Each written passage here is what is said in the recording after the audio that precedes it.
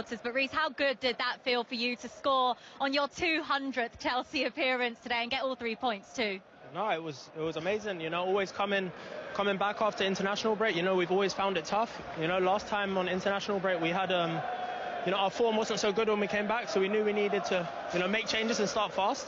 And you know, coming here is a super tough place to come. And no, first half we created a few chances, but you know, it was 0-0. And you know, second half we came alive, and you know, we got the 3 points.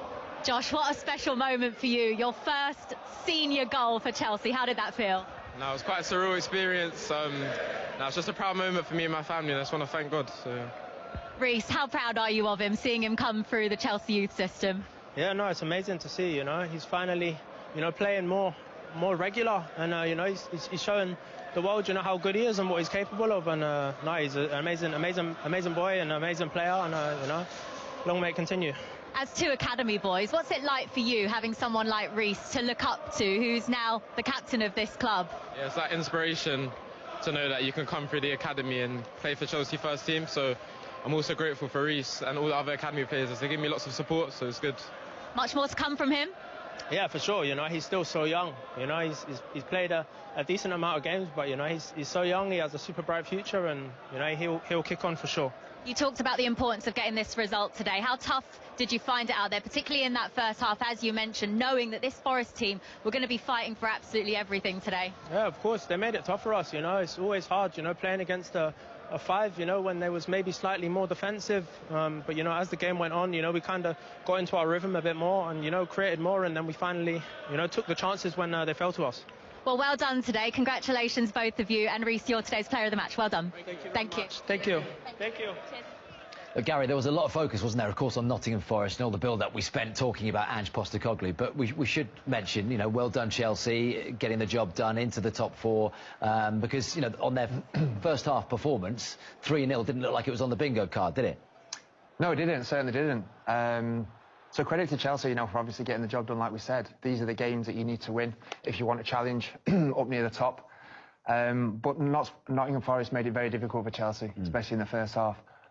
You could say slightly fortunate, because at this level you have to take your chances. From Nottingham Forest's point of view, the game could have been dead and buried. There was numerous chances in that first half.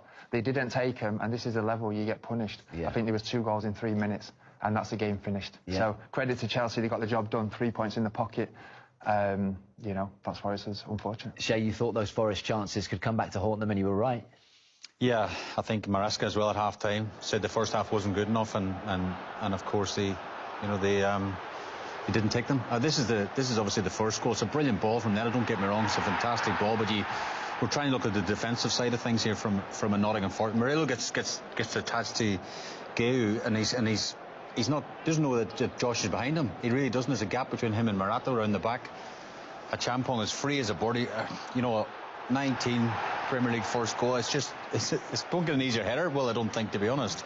But from a Nottingham Forest point of view, I think Murillo's got to pass him on to Sangara. He's got to drop into the space. I feel for Marato around the back, because he's a 2v1 around the back, and it's a simple goal in a sense. But what does make the goal, take nothing away from obviously being in the box, but the ball from Neto was world class. Brilliant ball. What does the former centre back make of that, though, in the 6-yard box? It was a great summary. It was a great summary from the goalkeeper's point of view. I think he's right, Murillo. I think where he falls short, he's just not scanning initially. I'm not sure he's aware that Champong was behind him. You know, initially he's got his man, or what he thinks he's got his man. He's touched tight. He goes behind, and obviously he's got a free header now. The gap is too big. But like I said, I think the error comes initially from not just opening your body position and just scanning just to see. He wasn't quite aware that he was behind him. He felt the man next to him. He went with that run. Obviously neglecting the guy behind. But take nothing away. This is the quality. This is the difference sometimes. And Neto's involved in obviously the 2 goals. But this is sometimes the quality. If that ball's short, it's cleared away. The ball was inch perfect. Inch perfect. And the damage came in quick fire, didn't it? What did you make, Shay, of the wall, the setup from a Forest point of view for this Pedro Neto free kick? Well, again, I think there's a camera shot to Ange after this, and it's really poor. Honestly, it's so poor defending. We highlight here Jesus in the wall. I don't know where he goes. Keep an eye on him. He takes a step to the right, leaves a massive gap now. That's where he's supposed to be standing. Well, exactly where we have that shaded ground. Sales has a look. I think he leans to his right-hand side. You see he's putting his weight to the right-hand side. He's trying to get a look at the ball, because as a goalkeeper you feel a bit you know, if you can't see the ball, you're in trouble. But again, take nothing away from Sells. I think he should save it. I think he should go with one hand. I think he should drive off and make the block. You know, Netta's thinking, I hit the target, I've got a chance.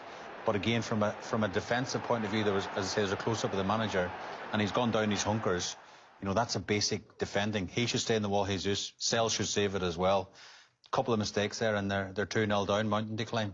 Very clever set piece in a way as well. You know, just that movement, that 1 yard of moving the ball, because I remember him going through that period at Tottenham as well, and I think he came in a press conference and said we don't really work on them. I think you should work on them now. You know, when you're paying the price and it's costing you, I think you should, but that's not a great stat. Is that you concentrating on the weeds coming up? The weeds. The weeds that he spoke about before. Yeah, there weren't many flowers, which is what he was hoping for. No, he wasn't. There wasn't, no. It got worse, didn't it? I mean, it could have been more than 3. I mean, that's the only sort of positive, that it didn't get completely ugly. But the third came from Reece James late on. Yeah, it's technically gifted, Reece, so obviously he's in the right place, right time, falls to the right man. But I agree, I think the keeper could have maybe been a little bit more commanding in that instance. Yeah. Going back to the set-piece chat, I mean, I say it's 11 out of the 18 goals. That is more than double of anyone else in the Premier League during that time. And you know, to throw a few more stats at you, Ange Postecoglou at Tottenham, in the 2 seasons there, it was 41 from set-pieces, which during that period only Wolves were worse. I mean, and then you have him defiantly saying we don't need to work at set-pieces. Well, I wouldn't agree with that. I think you look at the top rows, Arsenal at the very top at them, and you know how many set pieces do they score from, and how many don't they score from? Because a set play coach's job is about creating on one side, but at the other side is defending well, not conceding goals. That's part of his job as well. Ange Postecoglou doesn't believe in a set play coach, but them stats don't make good reading, I think, if you're a Nottingham Forest or a Spurs fan, for that matter.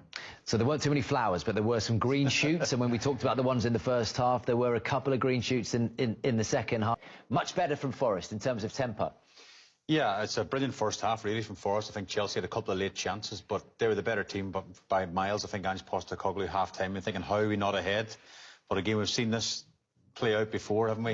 You know, all the chances, playing really well, and get done by a sucker punch. I don't think Chelsea can be any worse in the second half. I think we'll be shocked if we don't see Caicedo in the second half, because Lavia and Gusto midfield have been overrun big time in there. Yeah, Gary, Forest wasteful, Chelsea sloppy. Exactly that, exactly that.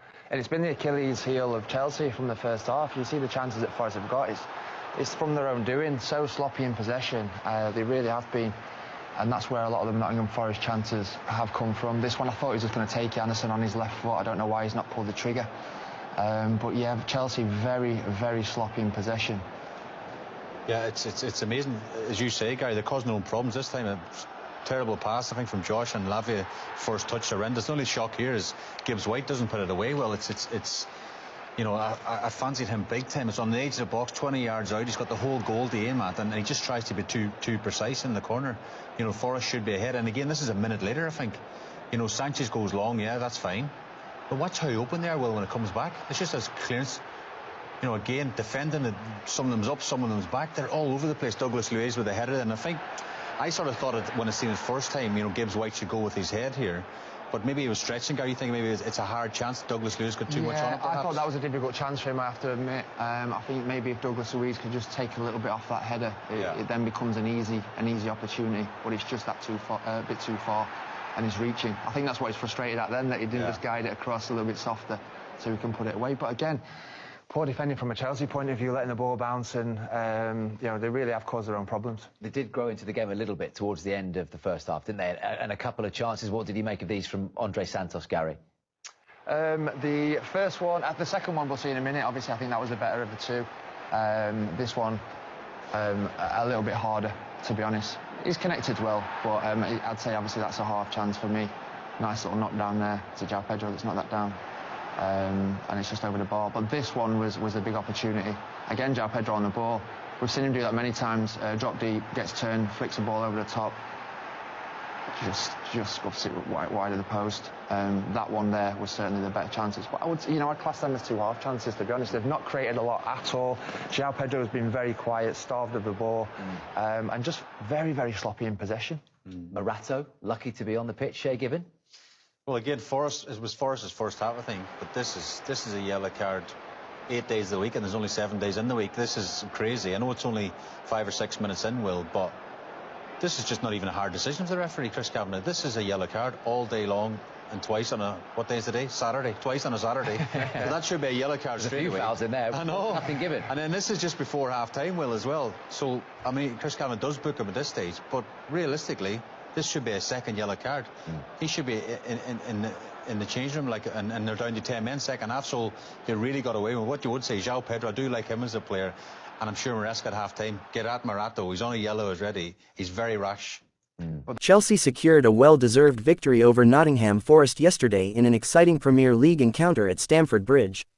Enzo Maresca's men showed great determination and attacking intent, controlling much of the game and converting their dominance into goals with an impressive team performance.